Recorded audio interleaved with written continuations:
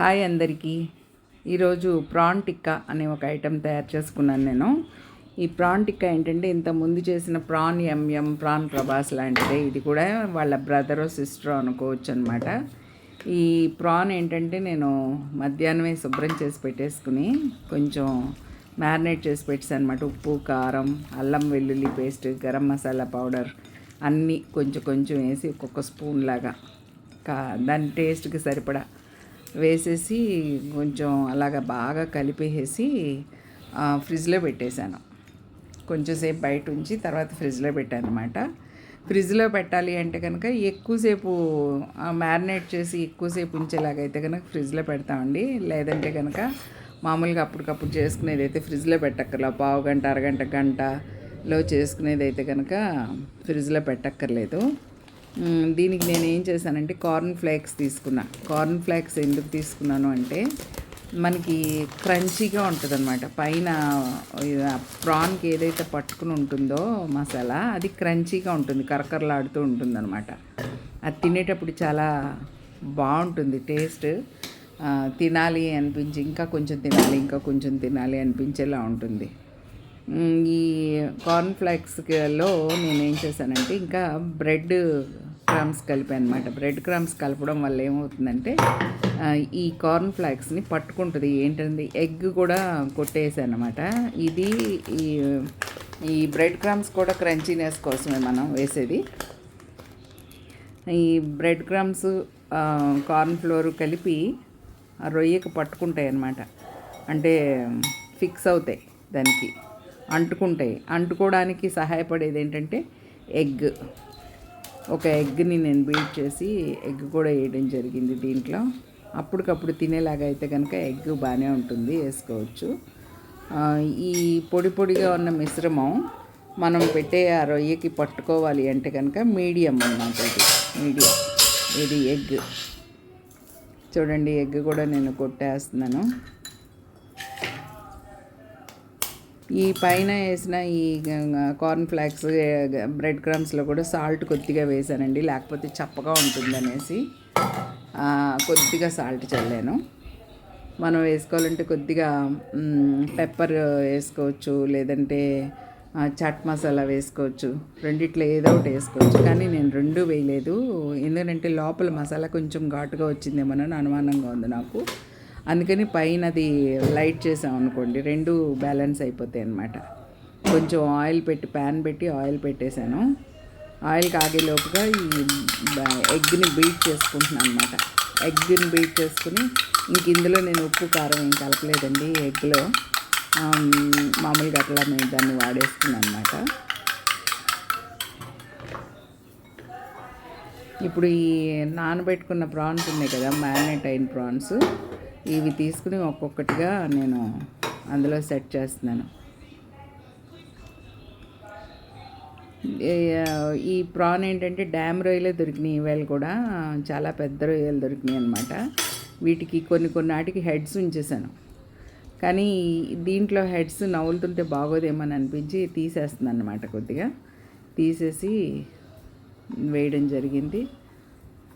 అది కొంచెం చూడండి అట్లా ఈ ఎగ్ వేయబట్టి అది అంతా పట్టుకుందనమాట అలా చక్కగా.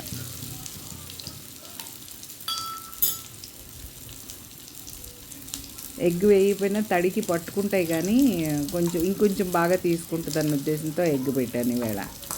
ఇంతకుముందు దాంట్లో నేను ఎగ్ పెట్టలేదు. ఈ ప్రాన్ ప్రభాస్ ఎంఎంలో ఎగ్ వేయలేదు నేను, దీంట్లో ఎగ్ వేయడం జరిగింది ఈ టిక్కాలో. చూడండి అన్నీ అలా చక్కగా అందులో అద్ది ఇలా వేయడం జరిగింది.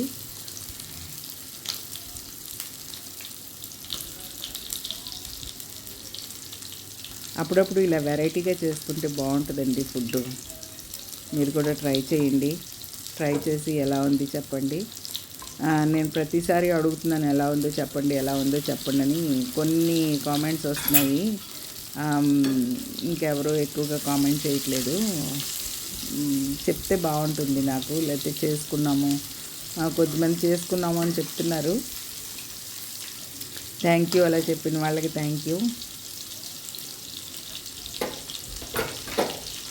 అదో చూసారా, ఎగ్లో ముంచి ఆ పౌడర్లో ముంచి నేను పౌడర్ అంటే ఆ మిక్సర్లో ముంచి నేను అందులో వేస్తున్నాను అనమాట. ఈ కార్న్ ఫ్లాక్స్ ఏమవుతాయంటే నూనె తగలంగానే చక్కగా పెద్దగా విచ్చుకున్నట్టుగా అవుతాయండి కరకరలాడుతూ. అందు గురించి నేను అవి తీసుకుంటున్నాను అనమాట. అవి తీసుకుంటే బాగుంటుంది అనే ఉద్దేశంతో. బ్రెడ్ క్రమ్స్ కూడా అంతే చక్కగా క్రంచీగా అవుతాయి అన్నమాట. దానివల్ల క్రంచీనెస్ వస్తుంది దీనికి. ఆ ఉద్దేశంలో అవి తీసుకున్నాను. చూడండి, ట్రై చేయండి. నచ్చితే లైక్ చేయండి, షేర్ చేయండి, సబ్స్క్రైబ్ చేయండి. ఇలా మీరు ఇంకా ఏవైనా కావాలి అని అడిగితే కనుక నేను ఇంకా చేసి చూపిస్తూ ఉంటాను. ఆ మధ్య ఫిష్ ఫ్రై ఎవరో అడిగారనమాట. అడిగితే నేను అది కూడా చేసి చూపించడం జరిగింది. లాంగ్ బ్యాక్లో ఎవరో గుత్తొంకాయ కూర చేసి పెట్టండి అని అడిగారు. అది కూడా నేను చేయడం జరిగింది. అట్లా ఎవరైనా అడిగితే చేపల పులుసు అడిగారు ఎవరో ఒకళ్ళు, మంచి చేపల పులుసు కావాలి అని. అది కూడా నేను చేసి చూపించాను. అట్లా ఎవరైనా ఏదైనా అడుగుతూ ఉంటే నేను చేసి చూపించడానికి నాకు ఇంకా కొంచెం ఇంట్రెస్టింగ్గా ఉంటుందన్నమాట. అరే అడిగారు కదా నన్ను, నేను చేసి చూపించాలి అన్న ఉద్దేశంతో నాకు ఇంకా ఇంట్రెస్ట్ ఎక్కువ వస్తుంది అనమాట. నేను ఏదో ఇప్పుడు ఇంట్లో వండుకునే కూరలు అలా చేసి చూపిస్తున్నాను తప్పించి రోజు రెగ్యులర్గా ఎవరు అడగట్లేదు నన్ను. అలా అడగండి, అడిగితే కనుక ఇంకా నాకు చాలా ఇంట్రెస్టింగ్గా ఉంటుంది. కొత్తగా సబ్స్క్రైబ్ చేసుకున్న వాళ్ళందరికీ నాకు ధన్యవాదాలు తెలియజేసుకుంటున్నాను. ఈ 2-3 రోజుల్లోనే సబ్స్క్రైబర్స్ పెరిగారు. నాకు చాలా హ్యాపీగా ఉంది. నేను మొత్తం నా గోల్ ఎప్పుడు రీచ్ అవుతానో ఈ సబ్స్క్రైబర్స్ విషయంలో నాకైతే అర్థం కావట్లేదు, కానీ తొందరగానే రీచ్ అవుతానని అనుకుంటున్నాను. థ్యాంక్ యూ అండి, థ్యాంక్ యూ వెరీ మచ్. నాకు మంచిగా సపోర్ట్ చేస్తున్న అందరికీ.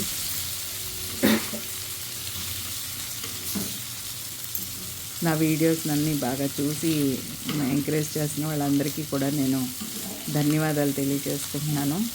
Thank you very much. చూడండి ఎంత బాగా ఫ్రై అవుతున్నాయి, చక్కగా క్రంచీగా. తింటే అలాగా సౌండ్ కూడా వస్తుంది, కరకర సౌండ్ కూడా వస్తుంది చక్కగా తింటున్నప్పుడు. దాంట్లో కొంచెం ఒక ఉల్లిపాయ పెట్టుకుని నిమ్మరసం పిండుకుని తింటే అసలు ఎంత బాగుంటుంది. ఎవరైనా గెస్ట్లు వచ్చినప్పుడు పెట్టినా బాగుంటుంది. లేదంటే మనమే ఇంట్లో వెరైటీగా తినాలి అని అనుకుని చక్కగా స్పెషల్గా తినాలి అనుకుని చేసుకున్నా బాగానే ఉంటుంది. ఇంకొక ఐటెం నేను ఎగ్స్ పొరుటు చేశానండి, రొయ్యల కూరతోటి ఎగ్ పొరుటు. అది రేపు చేస్తానన్నమాట. అది రేపు చేసి నేను మీకు వీడియో పెడతాను. ఎగ్గు రొయ్యల పొరుటు ఏంటి అనేసి మీకు ఆశ్చర్యంగా అనిపించవచ్చు. గుడ్లలో ఎగ్ పొరుటు అనమాట. అది కూడా చాలా బాగుంటుందండి టేస్ట్. చిన్నప్పటి నుంచి నేను తిన్న ఐటమ్ అనమాట. ఇది చూసిన అందరికీ కూడా నేను ధన్యవాదాలు తెలియజేసుకుంటున్నాను. థ్యాంక్ యూ వెరీ మచ్ అండి. Please subscribe and share, comment. Thank you.